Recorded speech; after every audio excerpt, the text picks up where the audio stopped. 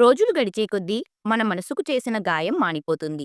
కానీ అది విడిచిన మచ్చ మాత్రం శాశ్వతంగా మిగిలిపోతుంది. నీ కష్టాలు నీకు కష్టంగా ఉంటాయి. కానీ ఎదుటివారికి కాదు. అందుకే ఎదుటివారు నీకు ధైర్యం చెప్పడం కంటే నీకు నువ్వే ధైర్యం చెప్పుకోవడం అలవాటు చేసుకో.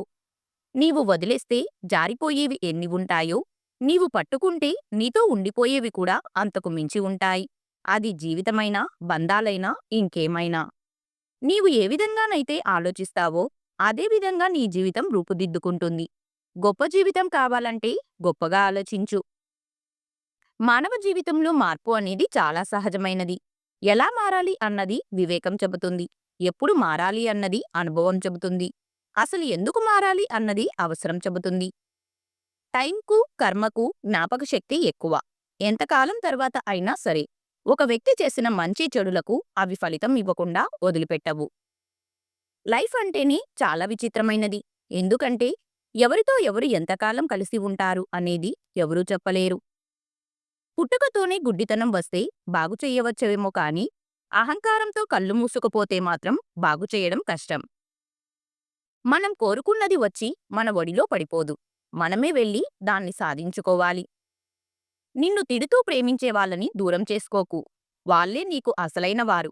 ప్రేమించే వారికే దండించే అధికారం ఉంటుంది. వాళ్ళ ప్రతి హెచ్చరికలోనూ నీపైన ప్రేమ ఉంటుంది. ఎవరేమన్నా సైలెంటుగా ఉండండి. ఎందుకంటే మీ వాల్యూ తెలియని వాళ్ళ దగ్గర ఎంత వాగినా వేస్టే. ఎవడు ఎంత అందమైన వేషం వేసినప్పటికీ కాలం వాడి నిజస్వరూపాన్ని, గుణాన్ని ఎప్పుడో ఒకప్పుడు ఏదో విధంగా బయటపడేలా చేస్తుంది. ఒక కుక్క అరిస్తే అది విని 100 కుక్కలు అరవడం మొదలుపెడతాయి. కాని ఎందుకు అరుస్తున్నాయో వాటికి కూడా తెలియదు. అచ్చం మన చుట్టూ ఉన్న మనుషులు కూడా అంతే. సుఖదుఖాలు అనేది రెండూ మన జీవితంలో భాగం. వాటి నుండి నేర్చుకుంటూ ముందుకు సాగిపోతూ ఉండాలి. మీరు ఒక మాట అనే ముందు బాగా ఆలోచించి మాట్లాడండి. కోపంతో ఉండి మీరు అనేస్తారు కానీ ఎదుటివాళ్ల మనస్సు ఆ మాట వల్ల చచ్చేంత బాధ అనుభవిస్తుంది. మీకు ఇష్టంగా ఉంటే చేదు కూడా తీయగానే ఉంటుంది.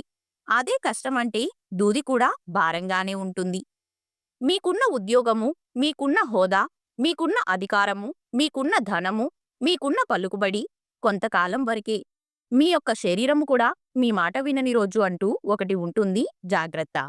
నిన్ను చిన్నచూపు చూసేటోడిని ఆవేశంతో మాటలనద్దు.